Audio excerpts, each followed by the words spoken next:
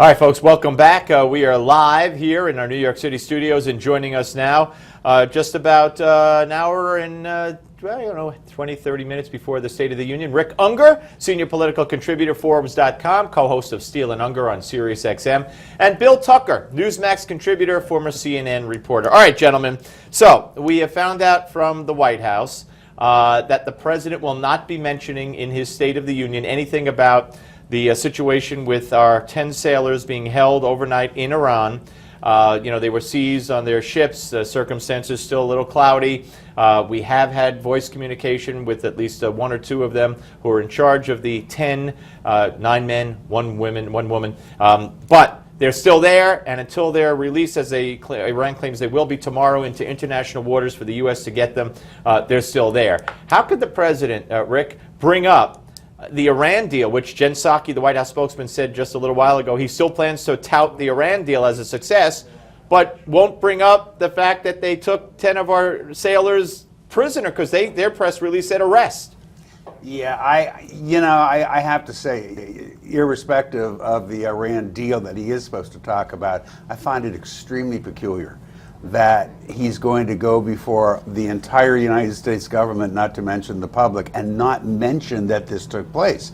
This is very odd. We'll see what happens. I'd like to believe that that's not what's going to happen, because to me it would be yet another miscalculation in the communication strategy area that this White House seems to make every day. Bill? I'm with Rick on this, and makes me wonder if, in fact, he's afraid to mention it in front of people because he's afraid that Iran is not going to keep its word.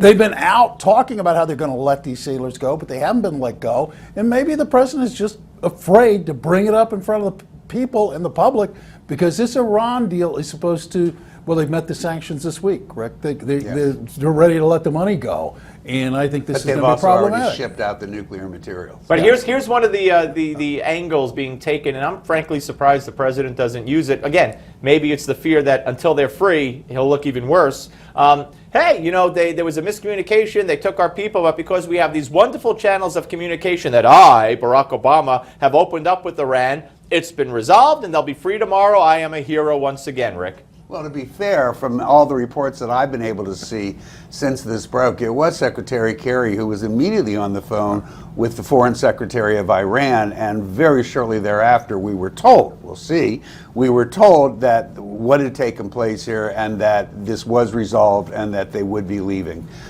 So hopefully they have opened up lines of communication. Again, this does not, if it turns out the president doesn't mention this, I will remain just as shocked. And Bill, would you expect one or more Republicans or maybe a Democrat who voted against the Iran deal shouts something out in the, in much the same vein as liar for, not mentioning it? I sincerely hope not. I am not a fan of this man. I am not a fan of this president, but I really am less of a fan of people shouting out in the middle of the State of the Union. I just think it'd be wrong. I might do it in the newsroom, though. I have to confess. All right, let's watch something. Hillary was at this Democratic forum yesterday, and she was asked about whether or not white terrorism is worse than Islamic terrorism or whatever. And here's what she said.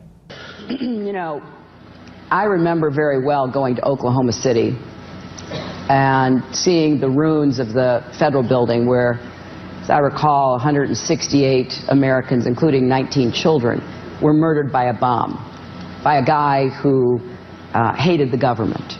That's terrorism as far as I'm concerned. When you have police violence that terrorizes communities, that doesn't show the respect that you're supposed to have from protecting people in your authority, that can feel also terrorizing. Rick, I think Trump or whomever should just save that, add it to the commercial list for the general campaign, and she is toast. What did I do to you guys? You're not making my life easy tonight. Look, she was doing fine until she got to that one part. Look, terrorism is That one part. Yeah, the one part about calling cops terrorists. it's certainly in the eye of the beholder. If you know, different people have different things to fear in the world, but that was a pretty broad statement to make. It's not going to go over well at all. She was doing fine until she got to that comment on the police. Bill, I don't know how fine she was doing. I don't think she was doing it. Yes, there was a white terrorist that blew up a federal building. But he didn't do it saying, "I'm white." But to equate, she but didn't to say equate, white terrorism. The question was Right, but she Yeah, brought up to equate- Timothy but McVeigh. But to equate that with policing in a community, what? Oh, Baltimore. Yeah, the police were really massive terrorists down in Baltimore, and the situation has gotten so much better since the police backed out of Baltimore. All right. Guys, Rick Ungar, Bill Tucker, appreciate it. Thank you very much. Folks, we're coming back with Joel Rosenberg a little later in the show. But next, still another Malzberg panel. Don't miss it. It's coming up. Brent Badowski and Gianno Caldwell. And later at 9, the State of the Union, right here on Newsmax TV.